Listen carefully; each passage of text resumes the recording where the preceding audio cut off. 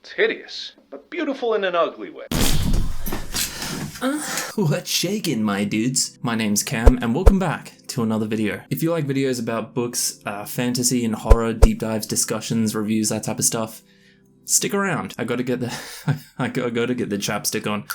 My lips have been looking a little bit dry lately. Book covers. The bold, the beautiful, and the bruh. A little while ago, I did a video essay style discussion on how I think horror book covers have declined in value as time has gone on, and I promise the video isn't as pretentious as I just made it sound. That's not what today's video is, although I think a lot of the same points I made in that video could be applied to fantasy book covers as well. Compared to the old days, book covers now opt for a more sleek, minimalistic aesthetic, rather than the more detailed and often hand-painted designs that would often show an actual part from the book. And, I think that's a little bit sad, because as nice as those cleaner, sleeker book covers can look, and they can look amazing, I just don't think they add a whole lot to the stories themselves anymore. Whereas the old covers felt like you were also getting a piece of art that you get to have along with the book. Anyway, when we're comparing to old fantasy book covers to old horror book covers, personally I understand the shift in styles for fantasy a bit more than I do horror. A lot of the old covers are awesome, but do we really want to live in a world where all of the book covers for fantasy stories are just some dummy thick woman clinging to an insanely jacked Fabio clone? If what you're after is an in-depth discussion about the changing styles of book covers, I will leave a card up there and I will leave a link in the description to the video where I do that. But today, we're just gonna have some good old fun. Alright? I want to take a look at some fantasy book covers that aren't particularly known for being, loved for how they look, and I want to see how I feel about them. Have fantasy book covers gotten better or worse? Let's find out. So the very first one I want to talk about is the book cover for Patrick Rothfuss's The Name of the Wind from the Kingkiller Chronicle. So this is the copy I have, and I actually really like this one. It looks really mysterious, and the branches being intertwined with the title I think fits the mood of the story pretty well. The title on the physical copy is actually also embossed, and it's shiny, which against the matte cover or matte background looks great, looks really cool. With that said, it doesn't really say a whole lot about the story itself. All we have is a guy in a robe, that's all, and to be honest that's pretty disappointing because The Name of the Wind is such an intensely extravagant story. There's so much content there that you could pull from. You could pull scenes that I think would look really great on a book cover. I think not having Quoth's bright red hair or maybe even his lute on display on the cover it's a little bit of a wasted opportunity. Luckily, the Brazilian book cover for The Name of the Wind does exactly that, and this looks beautiful in my opinion, just much better. I even prefer this version too, with the broken lute, even though it doesn't show Quoth or really anything else. Just the fact it's the instrument it plays kind of a big role in the story and Quoth's personality or character, and to see it broken I think is just a good omen for, the story to come. Anyway, I don't think this is a bad cover. This isn't the cover we're talking about here. This one is, and I'm sorry, but I think this cover sucks. I just don't get it. I mean, this one is less mysterious than the cover I just showed you, my physical copy, and somehow it tells us even less about the story. It's drowned in a blue wash, and with the Microsoft Paint title font, it just flops for me. It's a shame, because if I saw this on a bookshelf, I just don't think I would be interested in picking it up, and I would end up missing out on a genuinely great story. Don't even get me started on this cover. It looks like it was done for a Wattpad fanfic. That was a bit mean, I'm sorry. The Kingkiller Chronicle has some of the best fan art I have ever seen, especially in the world of fantasy. That's the main reason I get so disappointed when one of the book covers for the actual books is literally just a staircase with a blue tint. It just comes off as a bit lazy and a bit boring.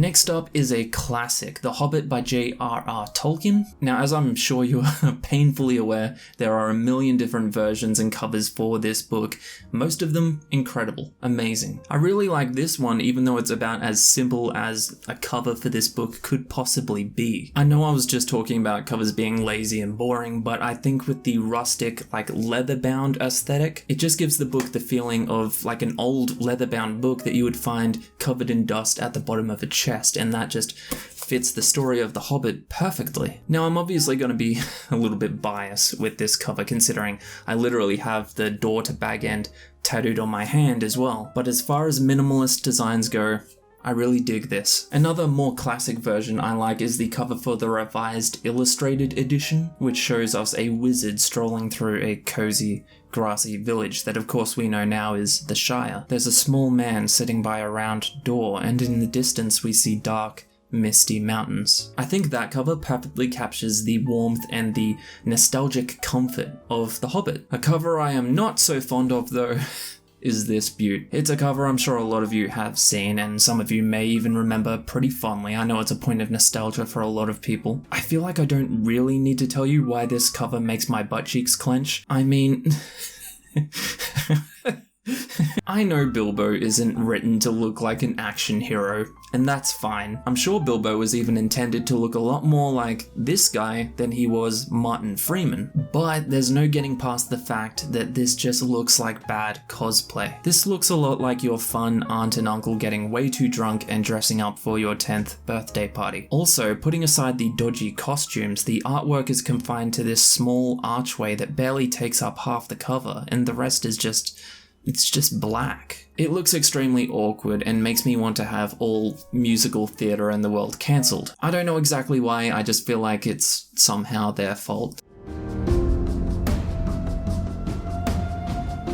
I've always really liked the covers for Brandon Sanderson's books, especially the Mistborn series. In particular, the white and the blue ones. I can definitely see why some people might not like them, and again, I realized just before I was talking about minimalist designs, looking a bit lazy. But I have to be honest, I really dig the smoky abstract aesthetic, the kind of 2D look. While they may not tell us a whole lot about the stories themselves, these covers are certainly unique. Unfortunately, the same cannot be said for the Spanish cover of The Final Empire. I'm going to be honest, and again, I don't want to be mean, but it seems like whoever was in charge of getting this cover done just left it until the last second. Like they forgot about it, got the text message from their boss asking for the file, so then they just took their friend outside really quickly, took a photo of them screaming, dragged it into Photoshop over a stock image of like a castle, I guess, and flicked on the negative filter. It's not good. You know what my thought actually was when I saw this for the first time? It reminded me of the days of MySpace. This is the type of display picture that I think every Disturbed fan had. To be fair, there is another Spanish cover for The Final Empire, and ironically, this is one of the best book covers, fantasy book covers that I've ever seen. I love this. This right here is my favorite thing ever in the history of forever.